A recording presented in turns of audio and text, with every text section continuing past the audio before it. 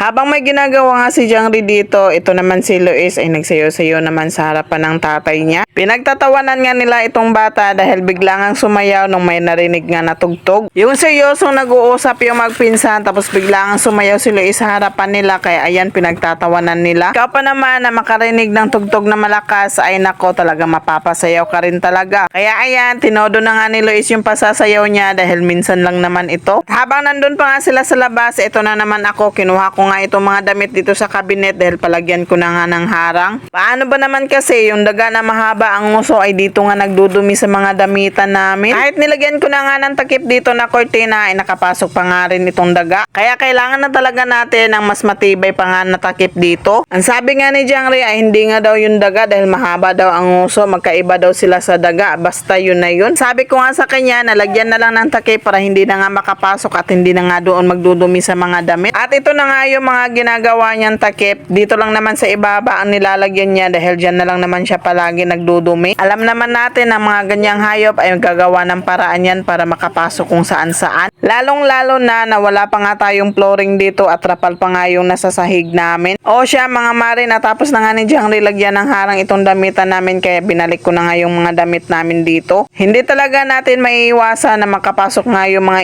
ipis o mga ano pa dito dahil nga open nga itong cabinet namin dito. At nung matapos ko na nga ilagay yung mga damit dito ay naligo na nga rin ako dahil natutulog pa nga si Angel. Tulog na nga yung bata pero kailangan ko pa rin magmamadali sa pagligo dahil marami pa nga ako mga gawain na hindi pa natatapos. Yung kinuha ko na nga yung shampoo ay pagtingin ko wala na palang laman. Paano ba naman kasi pagkuha ko nga sa shampoo ay natapon nga. Kapag si Isaac talaga ang naliligo na mag-isa ay naku wag mong asahan na may matitira pang shampoo sa'yo. At nung natapos na nga akong maligo ay ito naman sila nakita ko nga dito ay naghuhukay nga ng mga kamote. Sa hinaba-haba ng panahon ngayon lang nga ito nagkaroon ng mga kamote. Tagal na nga namin itong tinanim pero ngayon pa nga kami nakakuha ng mga kamote. Tuwang-tuwa nga ang mga bata dahil may nakuha nga ang kamote at agad ko naman itong niluto. Yung nakikita mo sa mukha ng mga anak mo kung gaano nga sila kasaya nung nakakita nga sila ng ganito. Hindi naman kasi araw-araw ay nakikita nila nito kaya parang nabaguhan nga sila. Kinahaponan naman gumawa naman si Jangri ng kawayan na alkansya at tingnan nyo nga ito mga bata. Tuwang-tuwa nga na naguhulog nga sila ng piso-piso dyan. Hinuhulog nga nila dyan yung mga pera na kahit pa piso-piso lang na binigay namin sa kanila para matuto naman silang mag-ipon. Wag lang tayo maglagay dyan ng papel na pera dahil kakainin talaga ng anay yan lalong-lalo na dito sa bahay namin na maraming anay. Dumating na nga yung welding na in-order namin at ayan nga nagkatay nga sila ng manok. O siya mga mare, wag kalimutan i-like and share ang ating video at hanggang dito na lang. Maraming salamat!